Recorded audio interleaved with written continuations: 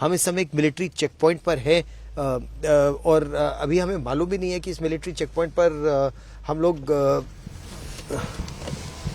Здравствуйте, mi камариде, замминистр. Mi пресса, мы хотим интервью. Могу своих. Документи покажіть. Да. Passport Ну чекайте, зараз спитаю. Добрый. Я сейчас. Преса. Багажник відкривайте. Да.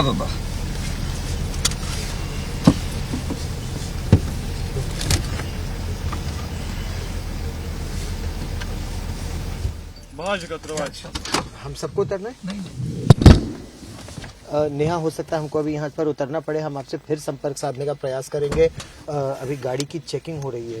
ठीक है, सुरक्षित रहिए, अपना ध्यान रखिए। कि गौरव, आप वो जरिया हैं जिससे हम समझ सकते हैं कि दरअसल इस वक्त यूक्रेन के अलग अलग इलाकों में क्या तस्वीर है, क्या वहाँ का सूरत हाल है। और कई ऐसे बॉर्डर चेक पॉइंट्स आगे भी आपको मिलते रहेंगे जहाँ पर आपको पहचान पत्र इत्यादि दिखाना पड़ेगा वहाँ उसे क्रॉस करने के लिए। तो चुनौतियाँ यहाँ पर बहुत सारी हैं और ऐसे में कीव और खार्किव के नागरिकों का इस वक्त क्या हाल होगा ये भी समझ पाना ज़्यादा मुश्किल नहीं है, क्योंकि लगातार हमले रूस की ओर से खास तौर पर इस वक्त कीव की महत्वपूर्ण इमारतों पर किए जा रहे हैं।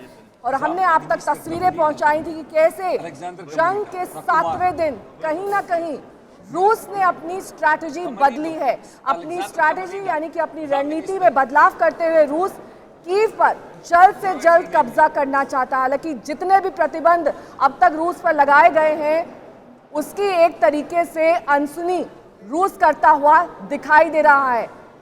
हालांकि जेलेंस्की की ओर से यह दावा किया गया है कि रूस के भी उन्होंने 6000 सैनिक करीब मार गिराए हैं। खार्किव में गोलीबारी में 21 लोगों की जान गई है।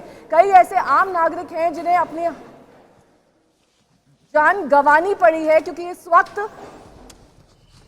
जो और खास तौर पर इन तस्वीरों पर आपका ध्यान ले जाना चाहेंगे, क्योंकि ये बॉर्डर चेक पोस्ट जहां पर इस वक्त गौरव सावंत मौजूद हैं। गौरव से हम संपर्क लगातार साधे हुए हैं। गौरव, क्या आप मुझे सुन पा रहे हैं? क्या अब आप उस जगह से बता पाएंगे कि क्या कुछ चल रहा है?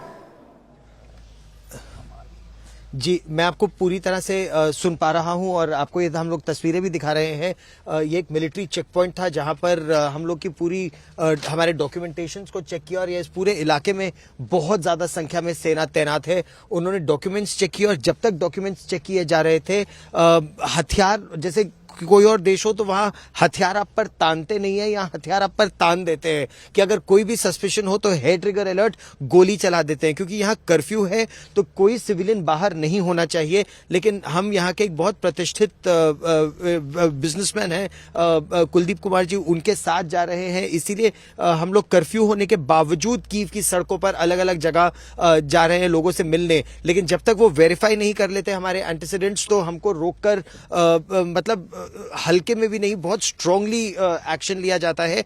पोलाइट लेकिन बहुत फर्म। और अब हम यहाँ पर एक बहुत सीनियर सिक्योरिटी ऑफिसर से मिलने आए हैं। नेहा, हम उनसे मिलने के बाद आपको और ज्यादा जानकारी दे पाएंगे। लेकिन यहाँ पर इस समय कैमराज अलाउड नहीं है। तो मैं एक बार फिर आपको स्टूडियो लिए चलता हूँ और उसके बाद हम कीव की सड़कों पर इस समय क्या हाल है वो अपने दर्शकों को बताएंगे।